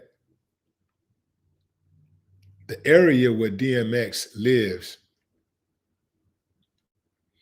has faced a wave of overdoses. People have been overdosing off of cocaine and weed laced with fentanyl. And so they had like last month, there was, I believe, 2 people who OD'd, 1 died. And overall in that area, over the last couple of months, it's been like 6 people who OD'd. And all of them had to, go to the hospital and ended up in critical and then eventually stable condition. But, it's hard to know. I know we talk about like drugs and don't do drugs, but drinking water is damn near a drug these days because you don't know what's in this stuff, man. We got so many evil people out there who will harm folks for just no reason at all, but just to be evil. We don't know what's in the food half the time. They lie about the food. You think you're eating some organic food. Your organic food is worse than the food that's labeled not organic sometimes. You just don't know what's in this stuff. So you got yourself a nice sized backyard. You might want to try to grow your own stuff, or you got a few acres. You might want to snatch up a few acres and grow your own stuff, man, because you don't know what's in this stuff. Even the meat, if you eat meat, you don't know what's in this stuff. There's so many it's just evil people in the world. And a lot of these people wear suits. They're not the killers. They're not the t-shirt, just, the t-shirt, saggy pants wearing dudes. They easy. They don't really have power. They have a false sense of power when they get a gun and they scare people, whatever. But anytime the police want to arrest them or do something, do them in, they can just pick them up off the street, snatch them off the streets, and they're done with forever. They're nothing. They don't have no power. And this is why they go out and shoot up the neighborhood and kill each other for no reason, because they have low self-esteem. So they bring harm to people that look like them, that's in the same boat that they're in, because of that low self-esteem, and they have Stockholm syndrome, and they don't even know it. But if they had real power, then when the police came by, they wouldn't be scared. They wouldn't be running. They wouldn't just allow themselves to get locked up. Police come by, hey, what you doing? Man, shut your whole ass up. Get the fuck off this block. Have you ever seen a video like that where they said get off the block and the police just got off the block? They ain't got that kind of power. They don't have no power. These are people that take advantage of their own people that's in the same boat that they're in.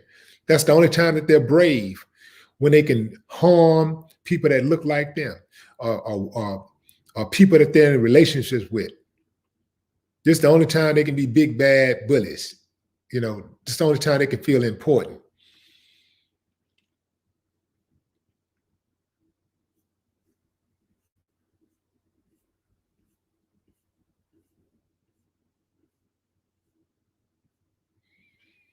You got some people that they try to talk tough, they act tough, but they won't fight nobody on the streets, but they'll fight their own family members in a heartbeat.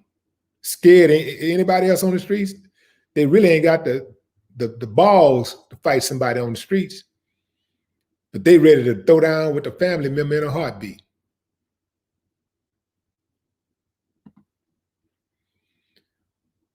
What is that? Blues Cheese.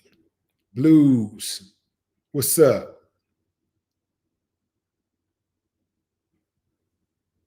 Blues CH66.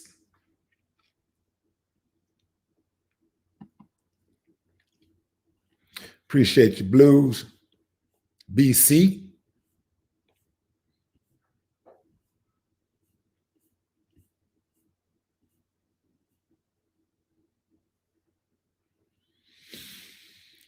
Yeah, so that's my time, fam. Let me check Make sure I gave everybody a shout out. Reginald Bethel coming through on the cash, yeah. Yeah, I gave you that shout out. Fam, I appreciate y'all for joining the live. DMX, he came in, he did his thing, he died at 50, he put in his work, he left just an unbelievable impression. His legacy will live forever. It will be unmatched. He will never be forgotten. You know, to his family, friends, associates, the fans, everybody who cared about this man, my condolences. Until next time, fam, RIP DMX. No more talk.